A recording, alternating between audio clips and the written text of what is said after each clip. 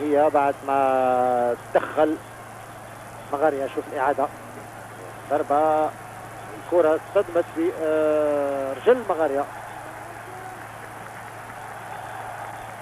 هي أخرى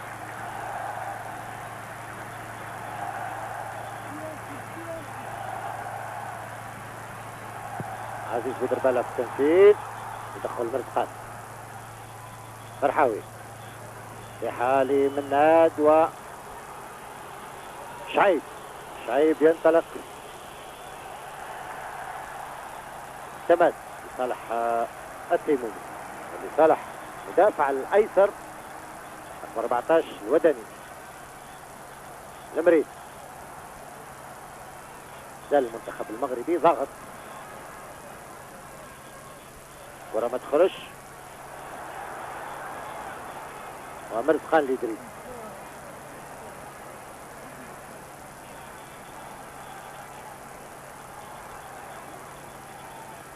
بلومي لجحمون، مون اللي اصبح يلعب في الوسط وهو لاعب هجومي على الطول، اصبح يساعد الوسط ويراقب في التيمومي.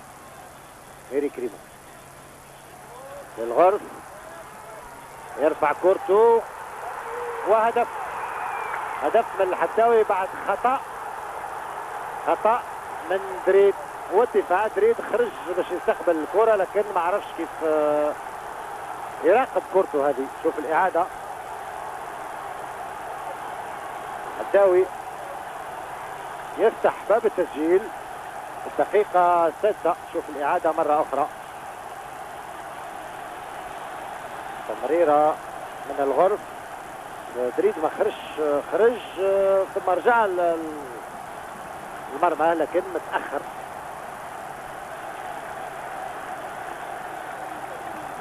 هدف ل0 لصالح المنتخب المغربي، دقيقة 6 من الهداوي.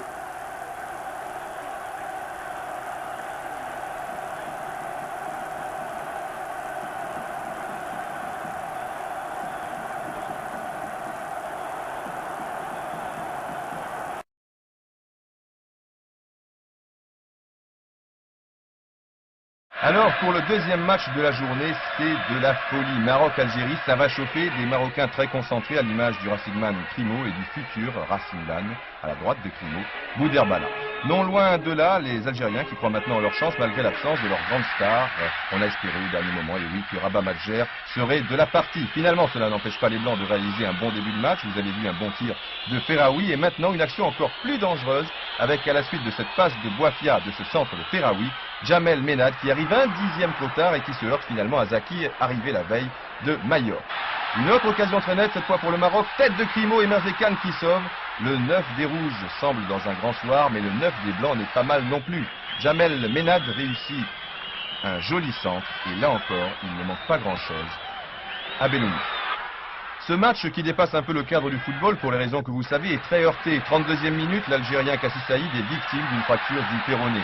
Coup de théâtre, Kassi Saïd, qui est plutôt un milieu défensif, est remplacé par l'attaquant Djaoun.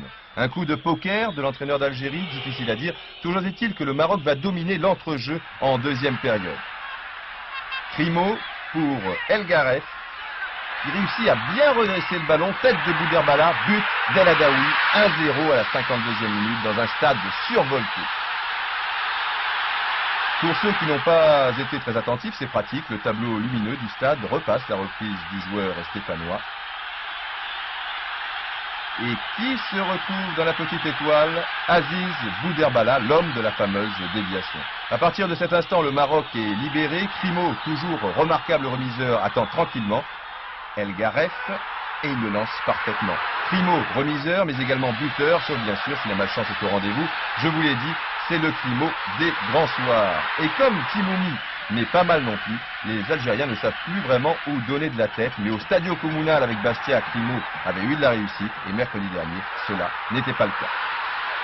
Indiscutablement les plus belles 25 minutes de cette première semaine. Dommage simplement que les crampons aient volé bas de part et d'autre. Dans ces conditions, les artistes comme Timoumi ou comme l'Algérien Belloumi n'avaient pratiquement aucune chance de s'exprimer. Je vous ai dit que les tampons volent bas, c'est une erreur. En fait, ils volent haut, très haut, à l'image de cet attentat de Tidjani sur Belloumi. Carton jaune seulement pour le Marocain, alors que le rouge était 100 fois mérité. Si les arbitres ne prennent pas les choses en main, il n'y aura plus beaucoup d'artistes en l'an 2000. Score final, 1-0 pour le Maroc. Écoutons El Adaoui.